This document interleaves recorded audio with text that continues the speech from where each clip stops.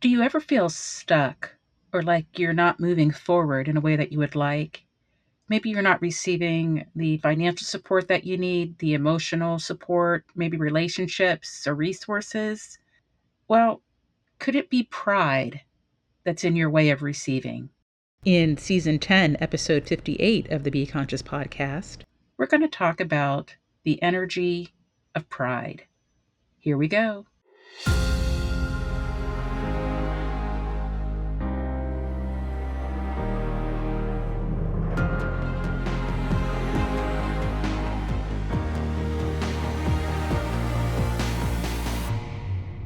Welcome to the Be Conscious podcast, the show that brings you enlightened perspectives on the frequency of money, life's many challenges, and those heavy feelings that may be holding you back from living your best life. And now your host, Dr. Susan Nicholas.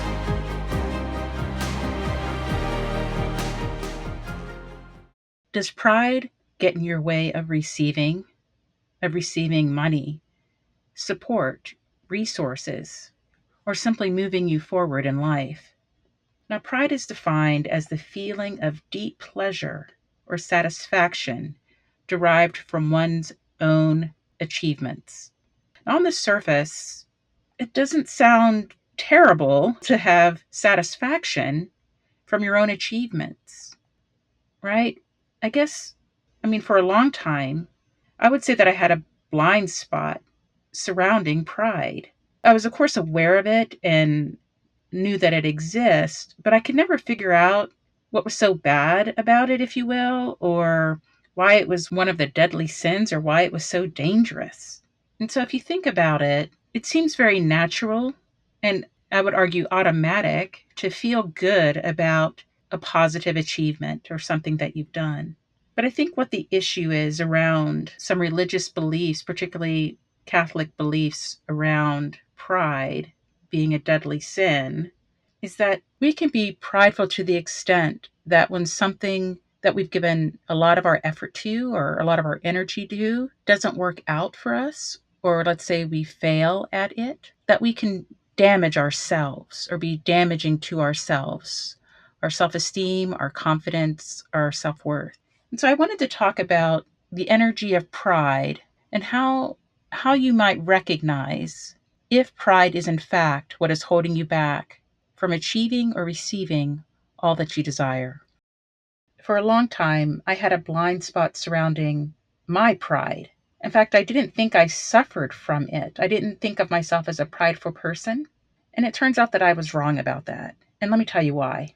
So what was happening was I would set a goal, a very high order goal, a very high standard of something that I wanted to achieve. Now, these things were surrounding my business, my relationships, my personal evolution of self, even around my cleanliness and orderliness, or how I kept my home, like the organization of it all, those types of things. And if with all my efforts, I failed at any one of those things, like in my business or my relationships, for example, then I would feel really bad about myself. Like I was a loser or something was wrong with me.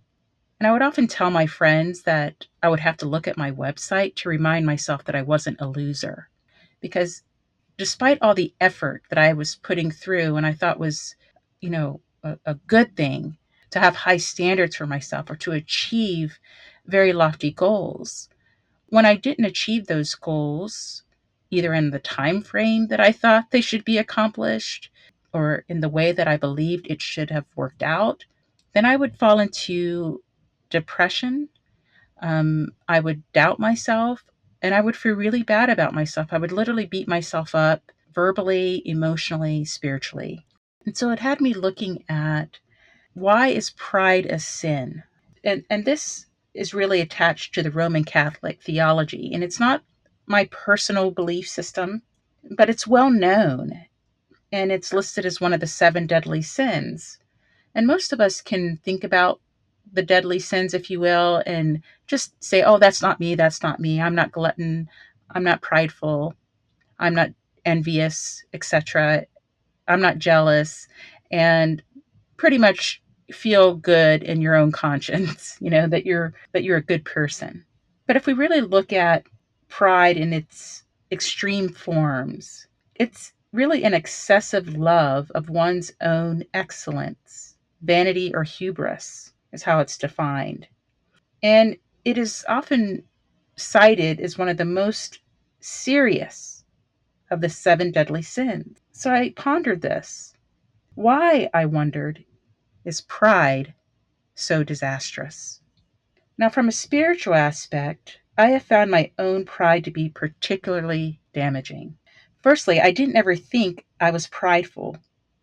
Or let's just say I didn't think of it as bad or harmful. In fact, I thought it was healthy, in a sense, to have pride in your appearance, pride in how you maintain your household, pride in your achievement, that it was natural to reflect upon your own growth, skills, and accomplishments. But like anything, there can be perhaps too much of a good thing.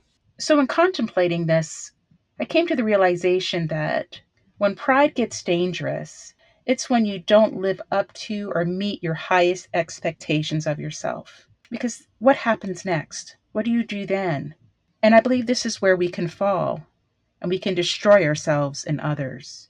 When we come to the realization that we cannot meet our own expectations, we can experience feelings of shame, believing that we are not good enough in some way, feeling like a loser, or worse, that something is inherently wrong with us. Prideful people can set unattainable high standards for themselves and others. Now, prideful people, in setting unattainable standards for themselves, can set those same high standards for others.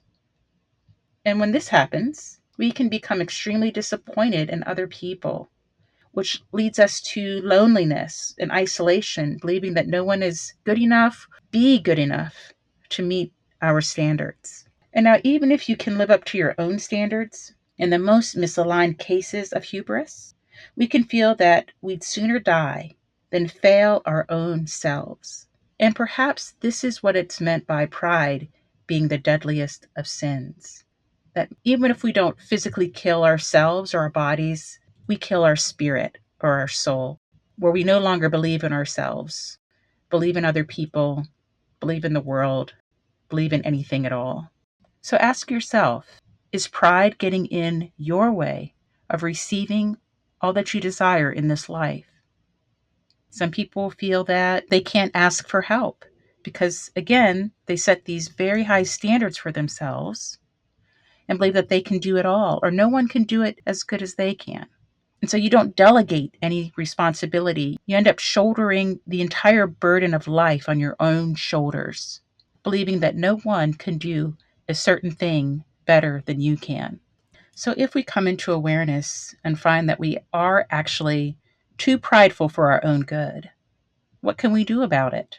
I think the first thing that we can do is to bring awareness around this energy of pride. Like, own it. So, yes, I've been too prideful, even if in the past you didn't think there was anything wrong with it. But again, the idea is to recognize if, despite your best efforts in everything that you do and everything that you be in life, you're still not satisfied or fulfilled within yourself because you feel like it's just not quite right, or you don't deliver on projects or goals that you set up for yourself because it's just not finished, or it's just not good enough, or it's just not this or that enough. And so it stifles your progress. And many people who are overachievers or people that are perfectionists may experience this feeling of pride, of delighting in your excellence, and not be happy or satisfied unless what you are doing or what you are producing or what you are giving out to the world is at the tip top of excellence. So once we become aware of this, and only when we become aware of it, can we change it? Can we transmute it or transform the energy of it? So I believe once we come into awareness, we can make higher order choices. We can decide for ourselves when something's good enough, that it doesn't have to be perfect, and that, most importantly, no one does it on their own. Not anybody does it on their own.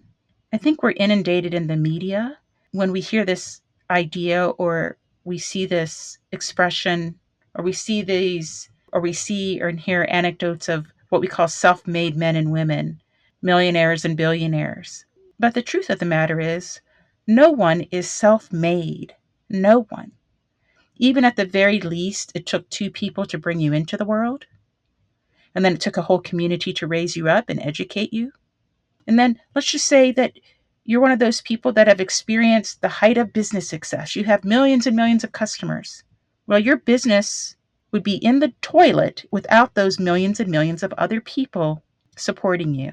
So no one does it alone. And when we can let go of that expectation that we can do it all and we're the best at it, and we take pride, if you will, in our excellence of whatever it is. It could be a sport, it could be an artistic talent, it could be a manner of being, it could be in your spirituality, it could be in your family environment, your parenting, you name it, whatever you hold at the highest level of standard, and then take excessive pride in it, to the fact that if you don't achieve at the very highest level and meet your extraordinarily high expectations of yourself, then you're a failure or something is wrong with you. So I believe that coming into awareness about your own pride allows you to recognize that no one on earth does it alone, and that it's okay to ask for help from time to time. And when you feel that compulsion to excel at the very highest level all the time, to come into the breath and breathe through it, reminding yourself that you're good enough. I want to thank you for taking this inner journey with me today. And whether you are coming or going, looking inside or out, remember to be conscious. If you loved this episode and if today's message resonated with you, please subscribe, rate, and review the Be Conscious podcast. This helps listeners just like you find intriguing and transformative content. I also want to know what inspired you and what conscious topics you'd like to hear more about. And if you want, you can share those thoughts and questions with me at info@susannicholas.org.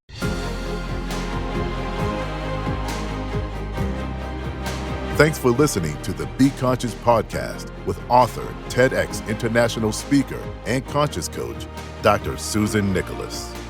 Be sure to connect with her to stay up to date with her latest news and works. Learn more about her conscious speaking platform at susannicholas.org/speaking. Stay tuned for the next thought-provoking episode. And whether you are coming or going, looking inside or out, remember to be conscious.